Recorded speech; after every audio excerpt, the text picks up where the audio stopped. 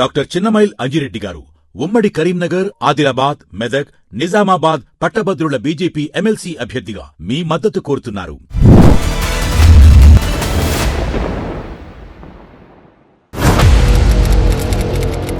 కాంగ్రెస్ మీద వ్యతిరేకత వచ్చిందా, తెచ్చుకున్నారా? డిస్కస్ చేద్దాం. లెట్స్ ఇన్వైట్ జగ్గారెడ్డి గారు.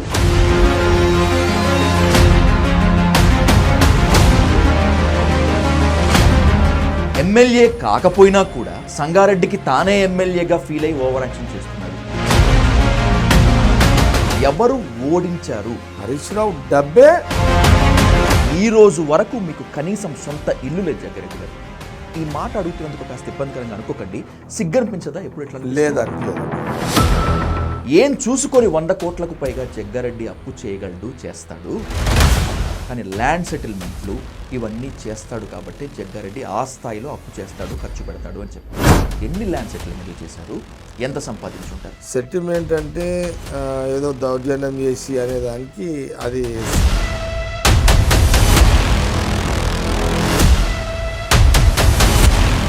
ఇంకా 10 ఏళ్ళు అప్పు చేయడానికి రాజకీయం చేస్తా. నాకు రాజకీయం అనేది ఒక ఛాలెంజ్ నాకు. కానీ రాబోయేటువంటి ఎన్నికల్లో నేను సంగారెడ్డి నుంచి పోటీ చేయను అని మీరు ఒక స్టేట్మెంట్ ఇచ్చారు. ఇది సిద్ధాంతమా, వేదాంతమా, వైరాగ్యమా? నాలుగుట్లు ఏదైనా కావచ్చు. వైరాగ్యం అంటున్నారు చాలా మంది. వైరాగ్యంలో వ్యూహం కావచ్చు.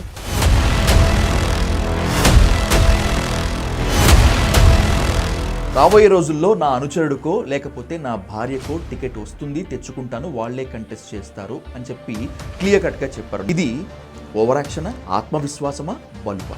సంగారెడ్డి నియోజకవర్గంలో పోటీ చేయడానికి బ్రేక్ ఇవ్వాలని డిసైడ్. ఎక్కడ గెలిస్తే మీరు మినిస్టర్ అవుతారో అని చెప్పి మీ పార్టీ వాళ్ళే మీకు వ్యతిరేకంగా పనిచేయలేదా? నేనే ఎలక్షన్ కన్ఫ్యూజ్ ఉన్నా. క్లారిటీ. మీ కన్ఫ్యూజన్ని హరీష్ రావు క్యాష్ చేసుకున్నాడా? నా కన్ఫ్యూజన్ హరీష్ రావుకి తెలియదు. కానీ జగ్గారెడ్డి 2 రోజులు ఎలక్షన్ క్యాంప్లో పోలింగ్ రోజు ఉండడనేది తెలుసా నాకు. రేవంత్ రెడ్డి మీ ఓటమికి బలంగా పనిచేశాడు అనేది open talk, of the record talk కూడా మీ దాకా వచ్చిందా? ఇది ఓన్లీ రాహుల్ గాంధీ గారు ఇచ్చిన మాట కట్టుబడే ఈ ఆనాటి నుంచి ఈనాటి వరకు రేవంత్ రెడ్డి వ్యవహారంలో ఇప్పటిదాకా ఒక్క మాట మాట్లాడలేదు. కాంగ్రెస్లో ఇప్పుడున్నటువంటి మంత్రులు ఎవరూ తప్పు చేయట్లేదా? ఎవరు ఏ నేరం చేయట్లేదా? అంతా ప్రజల పాలన మీదనే దృష్టి పెట్టారా? మొత్తం ఎంటైర్ సెక్రటరియట్లో అదొక చేపల మార్కెట్ అయిపోయింది. మీరు చెప్పినటువంటి దొరల గడి ప్రజాభవన్ లేదా ప్రగతి భవన్లోనే ఏకంగా డిప్యూటీ సీఎం బట్టి విక్రమార్క సతీమణి నందిని 5% తీసుకుంటున్నారు. నిజమా అబద్ధమా? సాక్ష్యం లేనిది నేనే మాట్లాడాను. నేనే ప్రభుత్వంలో నెంబర్ 2 అని చెప్పుకుంటున్నాడు పొంగులేటి శ్రీనివాసరెడ్డి. 1 ఉన్నాడు 2 ఏమవుతాడు, 2 ఉన్నాడు 3కి ఎప్పుడు అవుతాడో, 3 ఉన్నాడు 1కి ఎప్పుడు వస్తాడో, అసలు 4th ఉన్నాడు 1కి వస్తాడా, 4th ఉన్నాడు.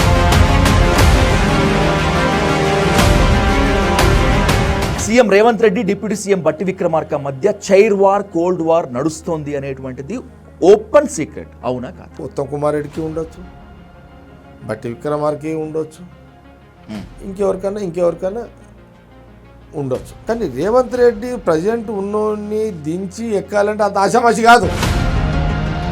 ఉత్తమ్ ఏం వ్యూహం చేస్తున్నాడు, బట్టి ఏం చేస్తున్నాడు, వెంకరెడ్డి ఏం చేస్తున్నాడు, ఇంకా ఆయన ఏం చేస్తున్నాడు, ఆయన ఇంటెలిజెన్స్ ఆయనకు ఉంటుంది, ఆయన వ్యూహం ఉంటే పరిపాలన చేసుకుంటూనే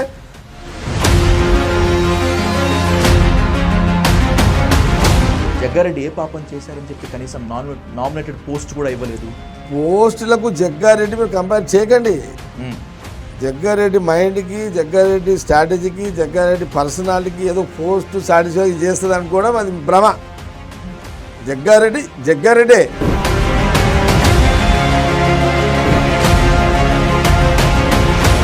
మీరు ఎప్పుడు విమర్శించినా కూడా హరీష్ రావును విమర్శిస్తారు, విపరీతంగా తీవ్రంగా తిడతారు కూడా.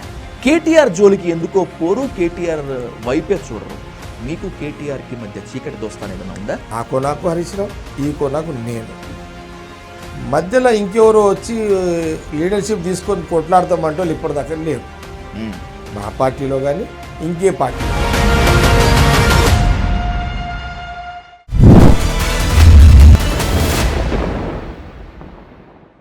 రైట్. చెయ్యని తప్పు లేదు, చెయ్యని నేరం లేదు, చెయ్యని లత్కోర్ పని లేదు అని బీఆర్ఎస్ని మీరు మాత్రమే కాకుండా కాంగ్రెస్ నేతలంతా కూడా విపరీతంగా విమర్శించారు. ప్రజల మనసును గెలుచుకున్నారు, అధికారంలోకి వచ్చారు. మనస్ఫూర్తిగా చెప్పండి జగ్గారెడ్డి గారు, కాంగ్రెస్లో ఇప్పుడున్నటువంటి మంత్రులు ఎవరూ తప్పు చేయట్లేదా? ఎవరు ఏ నేరం చేయట్లేదా? అంతా ప్రజల పాలన మీదనే దృష్టి పెట్టారా? సాధు, నేను చాలా క్లియర్గా చెప్తున్నా, ఇది కాంగ్రెస్ పార్టీ. కాంగ్రెస్ పార్టీ అంటే పబ్లిక్ పార్టీ, ప్రజల పార్టీ. దీనికి ఎక్కడైనా నేను ఛాలెంజ్గా మాట్లాడగలుగుతాను. కాంగ్రెస్ గవర్నమెంట్ వచ్చిన తర్వాత ముఖ్యమంత్రి రేవంత్ రెడ్డి అయిన తర్వాత మా క్యాబినెట్ మినిస్టర్లు 10 ఏళ్ల కాలంలో కేసీఆర్ గారు, నేను విమర్శ కాదు ఇది, కేసీఆర్ గారు ఆత్మవిమర్శ చేసుకోమంటున్నా, పరిశీలన చేసుకోమంటున్నా. 10 ఏళ్ల కాలంలో ఒక ముఖ్యమంత్రిగా సెక్రటరియట్లో అందుబాటులో ఉన్న సందర్భం, ఇన్ని గంటలు కూర్చున్నాడు, ఇంతమంది జనాలు కలిసిండు, స్వేచ్ఛగా బీఆర్ఎస్ మంత్రులు సచివాలయంలో కూర్చొని ముఖ్యమంత్రి గారి సంబంధం లేకుండా నిర్ణయాలు చేసిర్రు, ప్రజలకు అందుబాటులో ఉన్నారు అని గట్టిగా చెప్పగలుగుతారా? లేదు, చెప్పలేరు. బీఆర్ఎస్ కాంగ్రెస్గా నేను చెప్తున్నా, నేనే చెప్తున్నా, ముఖ్యమంత్రిగా రేవంత్ రెడ్డి నీకు సెక్రటరియట్లో అందుబాటులో దొరుకుతున్నాడు, మంత్రులు గంటలు నీకు సెక్రటరియట్లో కూర్చుంటున్నారు. నేను 10 రోజులకు ఒకసారి సెక్రటరియట్ అంతా తిరిగి వస్తుంటా పోయి, మొత్తం ఎంటైర్ సెక్రటరియట్లో అదొక సెక్రటరియట్ ఒక చేపల మార్కెట్ అయిపోయింది ఇప్పుడు. చేపల మార్కెట్ అంటే ఏంటిది? ప్రజలందరూ చేపల మార్కెట్లో ఎట్లా కలిసిమెలిసి ఉంటారు, అట్లా అయిపోయింది సెక్రటరియట్. నువ్వు ఏ సమ్మర్ దగ్గర పోయినా పబ్లిక్ ఉంటుంది. డైరెక్ట్గా పబ్లిక్ సెక్రటరియట్లో పోయి అధికారులని కలుసుకోవడం కానీ, మంత్రులను కలుసుకోవడం కానీ, మంత్రులు లేకపోతే సంబంధిత అధికారులను కలవడం కానీ, ఇది నేను 100% బల్ల గుద్ది చెప్తా. ఫస్ట్ డెమోక్రసీ రాష్ట్ర విభజన వచ్చిన తర్వాత కాంగ్రెస్ గవర్నమెంట్ దట్ ఇప్పుడు ముఖ్యమంత్రి రేవంత్ రెడ్డి ఉన్నాడు, ఇక అంతే. నాకు రేవంత్ రెడ్డి ఇష్టమా లేదా తర్వాత సంగతిగా, నాకు ఇష్టం ఉన్నా లేకపోయినా ముఖ్యమంత్రి రేవంత్ రెడ్డి, కాంగ్రెస్ ముఖ్యమంత్రి. ఒక 2 విషయాల్లో నాకు రేవంత్ రెడ్డి నచ్చకపోవచ్చు, కానీ రేవంత్ రెడ్డి ఛాంబర్లో కూర్చుంటున్నాడు, మంత్రులు ఛాంబర్లో కూర్చుంటున్నారు, జిల్లాలు తిరుగుతున్నారు. ఇది నిజమే కదా? నీకు ఇదే మొదటి విజయం కాంగ్రెస్ గవర్నమెంట్. ఓకే, ఇదే మొదటి విజయం, ప్రజల పరిపాలన కాంగ్రెస్ గవర్నమెంట్ సెక్రటరీ సాక్ష్యం. దీని మీద డిబేట్ ఇట్లా టీవీలలో ఎవరితో మాట్లాడు కాదు, సోషల్ మీడియా మాట్లాడు కాదు, డిబేట్కి రమ్మని చెప్పండి, నేనే ఉంటా స్వయంగా. ఎంత ఎసుంటోళ్ళు వచ్చినా సరే నేను పాల్గొంటా. సచివాలయమే ఒక ఉదాహరణ తీసుకుందాం. గత బీఆర్ఎస్ గవర్నమెంట్కి ఇప్పుడున్న కాంగ్రెస్ గవర్నమెంట్, అప్పుడున్న కేసీఆర్ ముఖ్యమంత్రి, ఇప్పుడున్న రేవంత్ రెడ్డి ముఖ్యమంత్రి. అప్పుడు ఏంటిది? కేసీఆర్, కేటీఆర్ గారు, హరీష్ రావు గారు. ఇక్కడ రేవంత్ రెడ్డి, బట్టి విక్రమార్క, ఉత్తమ్ కుమార్ రెడ్డి, వెంకరెడ్డి, పొంగులేటి, సీతక్క కానీ, లేకపోతే జూపల్లి కానీ, లేకపోతే పొన్న ప్రభాకర్ కానీ, తుమ్మల నాగేశ్వరరావు కానీ, మా దామోదర్ రాజనరసింహ గారు కానీ. నేను ఒకటి చెప్తున్నా సాధు నీకు, బీఆర్ఎస్ గవర్నమెంట్లో ఏ మంత్రిని అడిగినా నేను కేటీఆర్ని అడిగి చెప్తా, కేసీఆర్ని అడిగి చెప్తా అని అనేటోళ్ళు. మామూలుగా ఎవరైనా పోయి సార్ నాకు గుండుకు సూది కొనుక్కుంటే పైసలు ఇస్తారంటే కేసీఆర్ని అడిగి అని చెప్పేటోళ్ళు. కానీ ఈరోజు క్యాబినెట్ కాంగ్రెస్ గవర్నమెంట్లో ఇదే సచివాలయంలో ఏ మంత్రి అయినా నేను సీఎంని అడిగి చెప్తానంటారా? మీరు ఒక రైట్ పాయింట్కి వచ్చారు. ఇక్కడే నేను తన స్థానాన్ని కాపాడుకునేందుకు, తన సీటుకు ఎసరు పెట్టకుండా ఉండేందుకు క్యాబినెట్లో ఉన్నటువంటి మంత్రులను వాళ్ళు విచ్చలవిడిగా సంపాదించుకోవడానికి రేవంత్ రెడ్డి ఫుల్ ఫ్రీడమ్ ఇచ్చేశారు అనేటువంటిది ఓపెన్గా జరుగుతున్నటువంటి టాక్. స్వతంత్రం ఇవ్వకపోతేనేమో రేవంత్ రెడ్డి ఒంటిపోగడబోతున్నాడు మీరే అంటారు. మళ్ళీ స్వతంత్రం ఇస్తేనేమో ఆయన కూర్చి కాకపోవడం, అదంటే ఇదంటారు, ఇదంటే అదంటారు. శాఖాపరమైన నిర్ణయాల్ని, విధానపరమైన నేను ఒక మాట అడుగుతా సార్, నేనే అడుగుతున్నా నిన్ను, నేను నీకు వచ్చాను అడుగుతున్నా. రేవంత్ రెడ్డి గారే మొత్తం కేసీఆర్ పెట్టుకున్నట్టే ఆయన పవర్ అంతా ఆయన దగ్గర పెట్టుకుంటే నువ్వేమంటావు నాకు చెప్పు, నువ్వేమంటావు? నిన్నే అడుగుతున్నాను నేను. నువ్వు నన్ను అడుగుతున్నావు కదా, నేను నిన్ను అడుగుతున్నా క్వశ్చన్. ఏమడుగుతున్నా? ఇది రాజరికమా అని అడుగుతాను. అప్పుడు ఇంకేముంటుంది? నువ్వే అంటావు కదా, ఏమంటావు? ఇదే రాజరికం. ఒక్కడే పవర్స్ పెట్టుకున్నాడు, మంత్రులు డమ్మీ చేసిండు రేవంత్ రెడ్డి, నువ్వే అంటావు కదా. మరి ఇది నువ్వే అంటావు, అది నువ్వే అంటావు, మరి ఎట్లా పరిపాలించాలి? ఎగ్జాక్ట్లీ. ఇప్పుడు విధానపరమైన నిర్ణయాలు, శాఖాపరమైన నిర్ణయాలు తీసుకోవడంలో స్వతంత్రత, ఫ్రీడమ్ ఇస్తే ఓకే, విచ్చలవిడిగా సంపాదించుకోండి అని. అసలు ఆడు ఏమున్నాయని చెప్పి సంపాదించుకోమంటావు? అంతేనా? ఆడు ఏమున్నాయి, ఉన్నాయేంది ఆడా? ఆడు ఏమున్నాయి సాధుడా చెప్పు, ఉన్నాయని చెప్పు నాకు. 2 ఎగ్జాంపుల్స్ మీ ముందు తీసుకొస్తాను జగ్గారెడ్డి గారు. మీరే దాన్ని ఖండిస్తే ఖండించాలి, లేకపోతే మీరే క్లారిటీ ఇవ్వాలి. ఫస్ట్ ఎగ్జాంపుల్, నేనే ప్రభుత్వంలో నెంబర్ 2 అని చెప్పుకుంటున్నాడు పొంగులేటి శ్రీనివాసరెడ్డి. ఆయన మీద ఎన్నో ఆరోపణలు, విపరీతంగా సంపాదించుకుంటున్నారు అని చెప్పి. మీరు చెప్పినటువంటి దొరల గడి ప్రజాభవన్ లేదా ప్రగతి భవన్లోనే ఏకంగా డిప్యూటీ సీఎం బట్టి విక్రమార్క సతీమణి నందిని దుకాణం ఓపెన్ చేసేసి 5% తీసుకుంటున్నారు అని మీ కాంగ్రెస్ సస్పెండెడ్ లీడర్ బక్కా జెట్సన్తో పాటు బీజేపీ అధ్యక్ష రేసులో ఉన్నటువంటి ఈటల బాంబు పేల్చారు. నిజమా కాదా? బట్టీకి ఆ ప్రచారం రావడం నిజంగా ఆయన బ్యాడ్ టైం అది. నిజమా అబద్ధమా సాక్ష్యం లేనిది నేనే మాట్లాడలేను. కానీ అతను బదలాం చేసే దాంట్లో ప్రతిపక్షాలు సక్సెస్ అయ్యారు. నిప్పులేందే పొగరాదు అనే సామెతను మీరు బలంగా నమ్ముతారు కూడా. పొంగులేటికి కూడా మీరు అన్నారు, ఏదో సోషల్ మీడియాలో వస్తుంది. ఎందుకు? ఆయనే ఓపెన్గా చెప్పారు కదా, సింగరేణి కాలరీస్ ఎన్నికల్లో వెళ్ళినప్పుడు నేనే ప్రభుత్వంలో నెంబర్ 2 అని చెప్పి ఆయనే చెప్పారు కదా. నేనే మాట్లాడిన, ఆయననే నెంబర్ 2 అన్నప్పుడు ఆ చర్చ నేను మాట్లాడలేను దాంట్లో. ఇది కాంగ్రెస్ పార్టీది. 1 ఉన్నాడు 2 ఏమవుతాడో, 2 ఉన్నాడు 3కి ఎప్పుడు అవుతాడో, 3 ఉన్నాడు 1కి ఎప్పుడు వస్తాడో, అసలు 4th ఉన్నాడు 1కి వస్తాడా, 4th 1 ఉన్నాడు 4. ఇది విచిత్రమైన పరిస్థితులు ఉంటాయి రాజకీయంగా. ఇదంతా ఇదేం ప్రాంతీయం పార్టీ కాదు ఇది. విన్నారా? అసలు గుర్తు ఎక్కడ మహేష్ గాడు, ఎక్కడ పీసీసీ అయిండు, విన్నారా? కాబట్టి ఇది కాంగ్రెస్ పార్టీది. రేవంత్ రెడ్డి అనుకోరాదు, ఎక్కడి నుండి రేవంత్ రెడ్డి కాంగ్రెస్ పార్టీలోకి వచ్చి ముఖ్యమంత్రి అయ్యిండు. అదే కాంగ్రెస్ పార్టీ. ఇది ఇంకో పార్టీలో సాధ్యం కాదు, ఇక ఏ పార్టీలో సాధ్యం కాదు ఇది. అవును, ప్రాంతీయ పార్టీలో అసలుకే కుదరదు. ఆడేమన్నా చెబుతా ఆడపోయి, ఇప్పుడు ప్రాంతీయ పార్టీ బీఆర్ఎస్ ఉందనుకో, ఎవరైనా ముఖ్యమంత్రి కావాలని ఆ పార్టీలకు పోయే ధైర్యం ఇవ్వడం చేస్తాడా? గేట్ కానీ కదా. కానీ కాంగ్రెస్ది ఏంటిది, ఎక్కడో ఉన్నాడు, అసలు సంబంధం లేని వాళ్ళు కూడా పట్టుదలతో, నమ్మకంతో రాహుల్ గాంధీ కలిసి నేను పార్టీని నేను కష్టపడతా అంటే నమ్ముతుంది, అవకాశం ఇస్తుంది. ఈ నిందలు అయితే వస్తున్నాయో మీరు అనేది, ఈ నిందలకు ఎక్కడి నుంచి మొదలైందో నేను చెప్పలేను, కానీ అది కొంత ప్రచారానికి ప్రతిపక్షాలకు బాగా ఉపయోగపడ్డది. కానీ ఒకటి మాట సాదు, అసలు డబ్బులే లేవు సాదాడా, డబ్బులు లేవు. ఆడ కూర్చుని ఎత్తి వలుగుతున్నదాడా, విన్నావా? డబ్బులు లేవు, సదరాలి. ఎక్కడి నుంచి సదరాలి? పథకాలు అమలు చేయాలి. ఇప్పుడు మాత్రం కాదంటే నడవదు.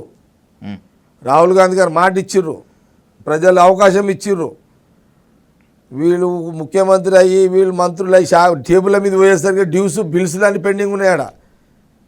పోయిన కేసీఆర్ గారి యొక్క పెండింగ్ డ్యూస్లని బల్లల మీద ఉన్నాయి. అవి చూసుగా సగం మైండ్ ఖరాబ్ అయిపోయింది, దిమ్మ తిరిగిపోయింది. ఇదేంద్ర నాయన అని చెప్పి ఎవరు అనుకోరు కదా. నేనేమంటున్నంటే, ఒకటి డబ్బులు లేవు అని మాకు కూడా తెలుసు, కాంగ్రెస్ అధికారం రాకముందు తెలుసు. కానీ ఇన్ని లక్షల ఈడ కుప్పల బిల్స్ పెండింగ్ పెట్టి పోయిరని అంచనా వేయలేకపోయినాం.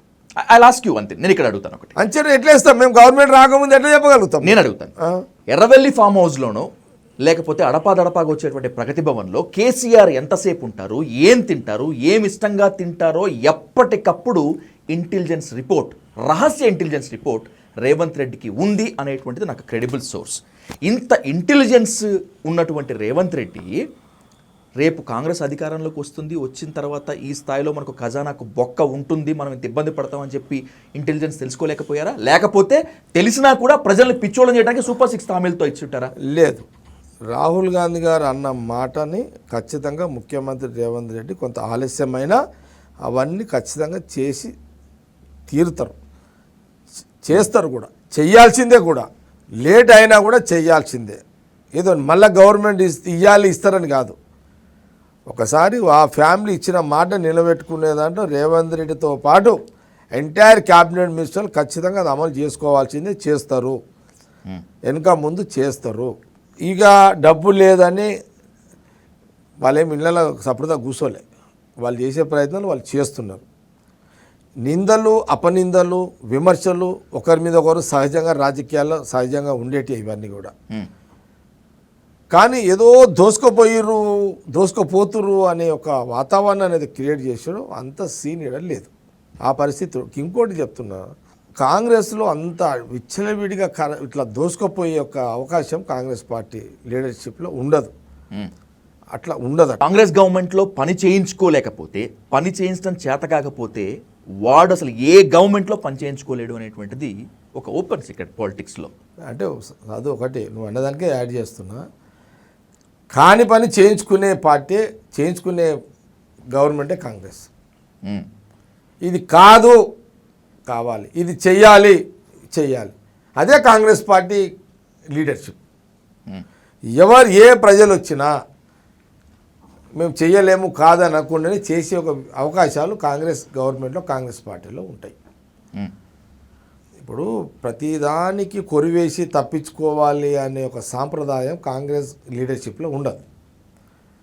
ఏ పబ్లిక్ వచ్చినా మాకు ఈ పని చేయండి, ఆ పని చేయండి అని అంటే, లేకపోతే ఈ పనులు ఎవరైనా మినిస్టర్కి చెప్పో, సీఎంకి చెప్పో చేపించే వెసులుబాట్లు కాంగ్రెస్ గవర్నమెంట్లో ఉంటాయి. ఎనుకో ముందో గల్లీ లీడర్ నుంచి రాజధాని లీడర్ వరకు పోస్టులు లేని నాయకత్వం కూడా వీళ్ళు కొన్ని మిస్ అవుతున్నారు అని ముఖ్యమంత్రి దృష్టికో మా మంత్రుల దృష్టికో తీసుకోకపోతే సావధానంగా ఎనుకో ముందో పనులు చేసుకునే చేయించే అవకాశం కాంగ్రెస్ పార్టీ, కాంగ్రెస్ గవర్నమెంట్లోనే ఉంటుంది. అది ఓకే, ఇది కాంగ్రెస్ పార్టీకి ఉన్నటువంటి సహజమైన సిస్టమ్. ఇది కొంత ఆలస్యమైన కాంగ్రెస్ వస్తే అందరికీ వెసులుబాటు ఉంటుందనే ఒక భావన ప్రజల్లో ఉంటుంది. కొన్ని టైం బాగలేక కొన్ని సందర్భాల్లో ఎమోషన్ పాలిటిక్స్ లోనైపోయి ఓసారి కాంగ్రెస్ను ఓడగొట్టుకోవడమే జరుగుతుంది తప్పితే న్యాచురల్గా జనరల్గానే ప్రజాక్షేత్రంలో, ప్రజా జీవితంలో స్వేచ్ఛగా ఉన్నదున్నట్టు చెప్పుకొని ఉన్నదున్నట్టు పని చేసుకునే వెసులుబాటు, అవకాశం అది కాంగ్రెస్ పార్టీ, కాంగ్రెస్ గవర్నమెంట్లోనే ఉంటుంది. మీ కాంగ్రెస్లో లీడర్ల మధ్య సమన్వయం ఉంది అని మీరు అంటారు, ఐకమత్యం లేదు అనేటువంటిది నేను అంటాను. ఒక ఎగ్జాంపుల్ తిరిగి నేను చూపిస్తాను. ఎలాగైనా సరే సీఎం అవ్వాలి అనేటువంటి పట్టుదల డిప్యూటీ సీఎం బట్టి విక్రమార్కది. పైకి చేతులు కల్పించుకుంటూ బయట కనిపిస్తున్నప్పటికీ కూడా CM Revanth Reddy, deputy CM బట్టి విక్రమార్క మధ్య చైర్ వార్, కోల్డ్ వార్ నడుస్తోంది అనేటువంటిది ఓపెన్ సీక్రెట్. అవునా కాదా? పాలిటిక్స్లో ఉండాలి. ఇప్పుడు రేవంత్ రెడ్డి ఇప్పుడు 1 year అయింది, ఇంకొక 4 ఏళ్ళు ఆయన ముఖ్యమంత్రి, ఆయన సహజంగా 5 ఏళ్ళు ముఖ్యమంత్రి ఆయన ఉండాలి. ఆయన డిజైన్ ఆయనకు ఉంటుంది. యాజ్ ఏ సీఎంగా కాంగ్రెస్ పార్టీ ముఖ్యమంత్రిగా రేవంత్ రెడ్డికి ఇంకా 4 ఏళ్ళు ఎట్లా సక్సెస్ చేసుకోవాలనే వ్యూహం ఆయనకు ఉంటుంది. పక్కకు ఉన్నోళ్ళు ఉత్తమ్ కుమార్ రెడ్డికి ఉండొచ్చు, బట్టి విక్రమార్కి ఉండొచ్చు, ఇంకెవరికైనా ఉండొచ్చు, కోమటిరెడ్డి వెంకరెడ్డి కూడా ఉండొచ్చు, బయటకు చెప్పకపోవచ్చు. ఆయన కూడా ఉండు తప్పు కాదు, ఆశపడు తప్పు కాదు. కానీ రేవంత్ రెడ్డి ప్రజెంట్ ఉన్నోడిని దించి ఎక్కాలంటే అంత ఆశామాషి కాదు. వ్యూహాలు, ప్రతివ్యూహాలు సహజంగా ఎవరైనా చేసుకుంటాము. మనం రాచరిక పరిపాలనలో కూడా తండ్రి చక్రవర్తిగా ఉంటే యువరాజే తండ్రి ఎప్పుడు దిగుతాడా, ఎప్పుడు ఎక్కాలని చూస్తుంటారు. మన రాచరిక పరిపాలన కూడా ఉన్నాయి ఇవన్నీ. కొత్తగా మన కాంగ్రెస్ పార్టీ పుట్టించింది ఏం లేదు. ఇదంతా లీడర్షిప్. రాచరిక పరిపాలనలో కూడా ఇవన్నీ ఉన్నాయి. తండ్రి చక్రవర్తి ఉంటే యువరాజు ఎప్పుడు చక్రవర్తి కావాలి, తండ్రి ఎప్పుడు దిగుతాడు, ఎట్లా దించాలని వ్యూహాలు ఉంటాయి. కానీ ఈ వ్యూహాలు ఉన్నంత ఈజీగా అమలు కావడం అంత ఈజీ కాదు. రేవంత్ కూడా అంత ఈజీ కూర్చోడు కదా. ఉత్తమ్ ఏం వ్యూహం చేస్తున్నాడు, బట్టి ఏం చేస్తున్నాడు, వెంకరెడ్డి ఏం చేస్తున్నాడు, ఇంకా ఆయన ఏం చేస్తున్నాడు, ఆయన ఇంటెలిజెన్స్ ఆయనకు ఉంటుంది, ఆయన వ్యూహం ఉంటే పరిపాలన చేసుకుంటూనే ఆయన కుర్చీ ఎట్లా కాపాడుకోవాలని వ్యూహం ఆయన చేసుకుంటాడు. పోటీవాడు తప్పు కాదు, ఆశపడు తప్పు కాదు. అంత కాలం అంత ఈజీగా రాదు కదా, అట్లా అంత ఈజీ కాదు.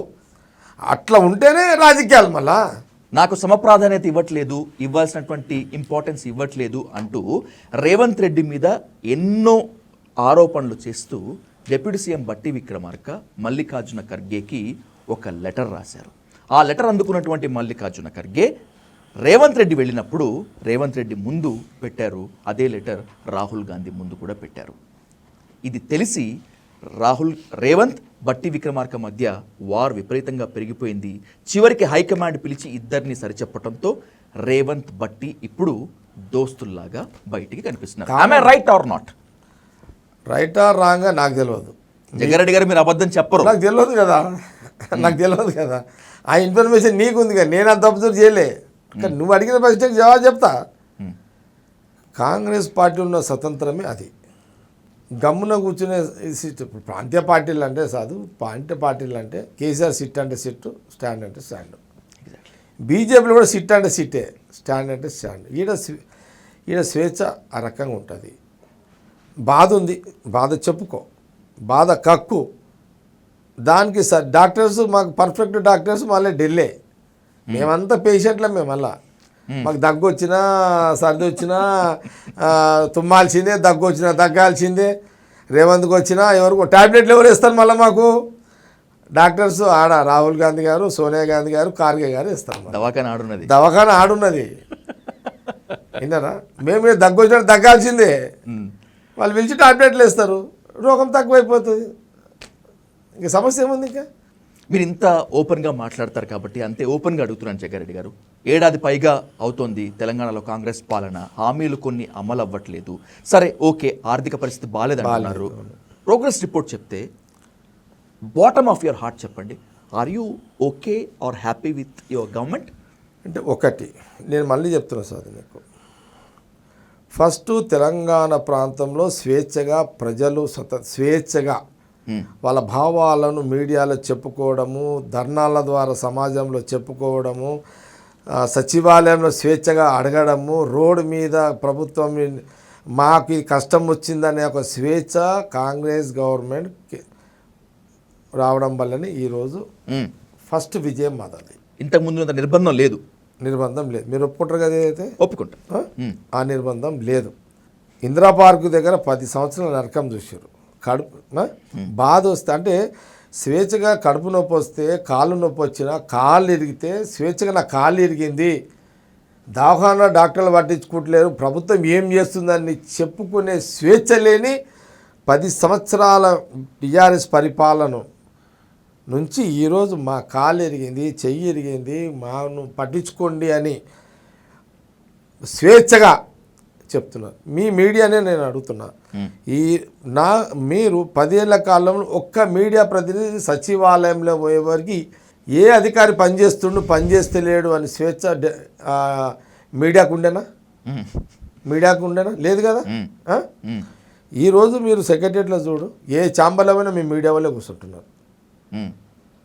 అన్నీ మీ మీ మీ మీ మీ యూట్యూబ్ ఛానల్స్ కానివ్వండి, ఎలక్ట్రానిక్ మీడియా, ప్రింట్ మీడియా, అందరూ కూడా ఈరోజు సచివాలయంలో ఏం జరుగుతుంది.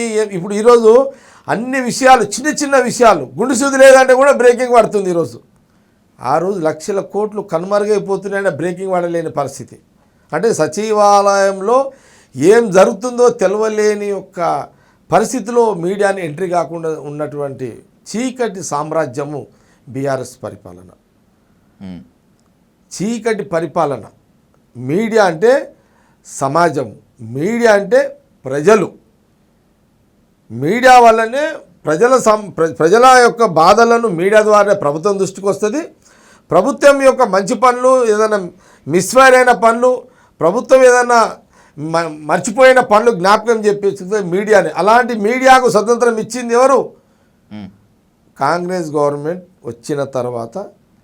రేవంత్ రెడ్డి అట్లా చేయలేడే, మీడియాని రావద్దు కాలు ఇరగొట్టుండి అన్నాడా? కానీ కేసీఆర్ కాలు ఇరగొట్టుండి, నడుములు ఇరగొట్టుండి అని అన్న రోజులు ఉన్నాయి, ఇరగొట్టిన రోజులు ఉన్నాయి. ఆ పాలన కంటే ఈ పాలన బెస్ట్ అని ఎందుకు చర్చకు తీసుకొస్తలేరు? ఎస్, ఖచ్చితంగా 1 ఇయర్ అయింది. అటో ఇటో ఇంకో నెలలో, 2 నెలలు, 3 నెలలు, 6 నెలల లోపల ఖచ్చితంగా రేవంత్ రెడ్డి కానీ లేకపోతే అటు క్యాబినెట్ మినిస్టర్లు కానీ ఖచ్చితంగా కొలికి తీసుకొస్తారు.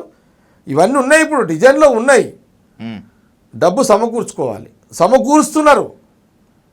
ఎట్లా సాధ్యమవుతుంది జగ్గారెడ్డి గారు? ఆర్థిక పరిస్థితి పూర్తిగా నాశనం అయిపోయింది.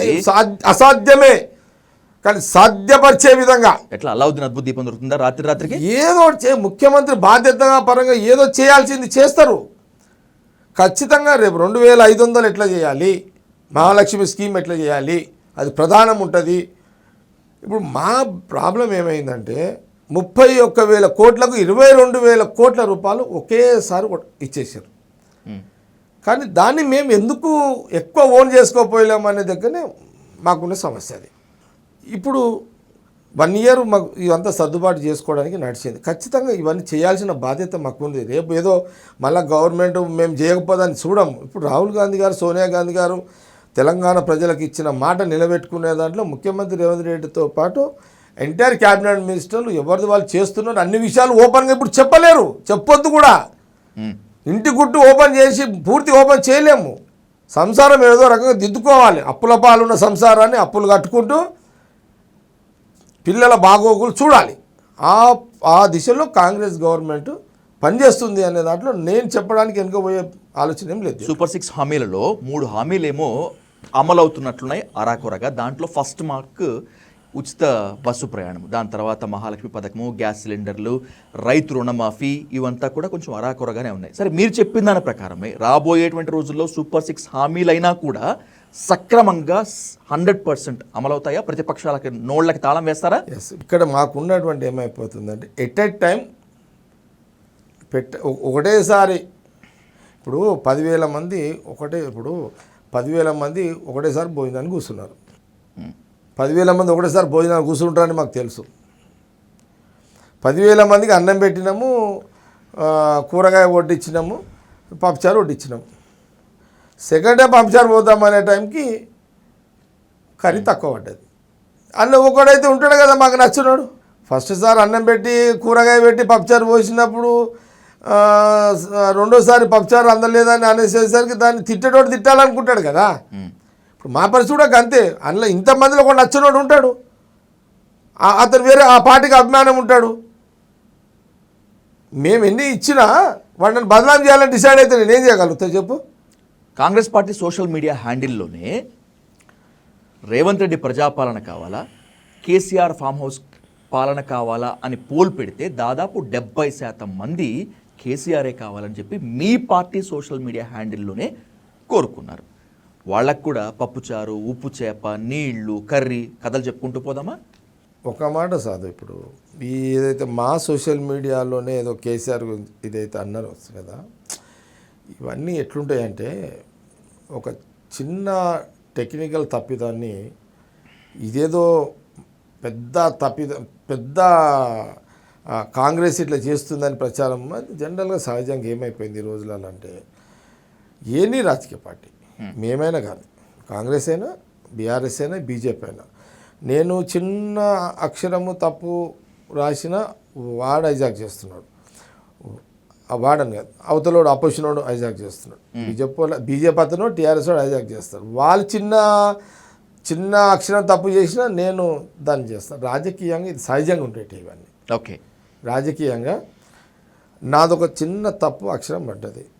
ఇప్పుడు సింపుల్గా నీకు చెప్తా, నేను ఇంత మాట్లాడుతున్నా కదా, ఇంత మాట్లాడితే ఎక్కడనో ఒకటి నా తప్పు తీయాలని తీస్తాడు. ఇప్పుడు నువ్వు అడుగుతున్నావు, నేను చెప్తున్నా, నీ క్లారిటీ ఉంది, నువ్వు ఇది రిలీజ్ చేస్తావు. రిలీజ్ చేసినప్పుడు ఎక్కడనో ఒక దగ్గర తప్పు అతనికి దొరికేటట్టుగా ఎడిట్ చేసుకుంటారు, చేస్తాడు, ఎడిట్ చేస్తాడు. మీరు తప్పు చెప్పకపోయినా కూడా మీ మాట చేస్తారు, అవన్నీ ఎడిట్ చేసేస్తారు. చేసేసి అతను దానికి పెట్టేస్తాడు. అవతలోళ్ళు ఇవన్నీ చూడరు. కాబట్టి అంటే ఇది ఈరోజు మాది కూడా అట్లా ఎడిట్ చేసేదో చేసిరని చెప్పి తప్పించుకోవడం కాదు. ఆ జాగల బీఆర్ఎస్లు చేస్తే మేము అదే పని చేస్తాం, బీజేపీలు చేసినా మేము అదే పని చేస్తాం. మేము చేసిన దాన్ని ఈరోజు బీఆర్ఎస్ బీజేపీ వాడుతున్నది. కాబట్టి ఇది ఈజీగా తీసుకోవాల్సిందే, ఇది పెద్ద సీరియస్ మ్యాటర్ కాదనేది నా అభిప్రాయం. ఎప్పుడు లేనిది ఈ మధ్య మీరు బీజేపీ మీద కత్తి కట్టారు, కక్ష కట్టారు, నిప్పులు చెరుగుతున్నారు. అసలు బీజేపీకి తెలంగాణలో బలం లేదని చెప్పి తేల్చిపడేశారు. 8 లోక్సభ సీట్లు ఏదో నామకే వాస్తేగా వచ్చాయి, ఫ్లూక్లో వచ్చాయి అంటున్నారు. బీజేపీ మీద ఆ స్థాయిలో విరుచుకు పట్టడంలో మీ హీరోయిజం డెవలప్ చేసుకుందాం అనుకుంటున్నారా? బీజేపీ అంత తేలికగా అనిపిస్తుందో జగ్గారెడ్డి గారు మీకు ఇక్కడ? కాంగ్రెస్ ముందు కొట్టిందా, బీజేపీ ముందు కొట్టిందా? కాంగ్రెసే ముందు పుట్టింది. రైట్. కాంగ్రెస్ ముత్తాత, తాత, ఇప్పుడు తండ్రి, రేపు మనమడు, మునిమల్ల పాత్ర పోషిస్తుంటుంది. బీజేపీ కాంగ్రెస్ పార్టీకి ఇప్పుడు వాళ్ళు పుట్టిన కాడికి కాంగ్రెస్ పుట్టిన దానికి ఎంత తేడా ఉందంటే, మునిమన్మడులు రాజకీయంగా కాంగ్రెస్ పార్టీకి మునిమన్మడు లాంటి పార్టీ ఇది. కొత్తగా కాంగ్రెస్ పార్టీ హీరోయిజం చేసుకోవడానికి బీజేపీని విమర్శించాల్సిన అవసరం ఏమొచ్చింది? నంబర్ 1. నంబర్ 2, తెలంగాణలో ఎప్పటికైనా ఇది పొలిటికల్ కాదు, నా అనుభవంలో చెప్తున్నా, బీఆర్ఎస్ గట్టిగా ఉన్నంత కాలం బీజేపీ థర్డ్లోనే ఉంటుంది. బీఆర్ఎస్ గట్టిగా ఉన్నంత కాలం 1 కాంగ్రెస్, 2 బీఆర్ఎస్. ఒకసారి బీఆర్ఎస్, ఒకసారి కాంగ్రెస్, ఈ ఇద్దరి మధ్యలోనే రాజకీయ పోరాటం ఉంటుంది. 3వ స్థానంలో బీజేపీ ఉంటుంది. ఎప్పుడైతే బీఆర్ఎస్ బలంగా తగ్గుతుందో అప్పుడు బీజేపీ 2వ స్థానానికి వచ్చే అవకాశం ఉంటుంది. ఓకే. కాంగ్రెస్ ఎప్పుడు మొదటి స్థానము, ఎప్పుడన్నా బీఆర్ఎస్ గట్టిగా అయితే 2వ స్థానం, వాళ్ళు బలంగా ఉన్న రోజు. కానీ కాంగ్రెస్ బీఆర్ఎస్ మధ్యలోనే పోటీ ఎప్పుడు ఉంటుంది. తెలంగాణ రాజకీయ వ్యవస్థలో, దేశ రాజకీయాల్లో కాంగ్రెస్ బీజేపీ, బీజేపీ కాంగ్రెస్, తెలంగాణ రాష్ట్ర రాజకీయాల్లో కాంగ్రెస్ బీఆర్ఎస్ మధ్యలో పోటీ ఉంటుంది.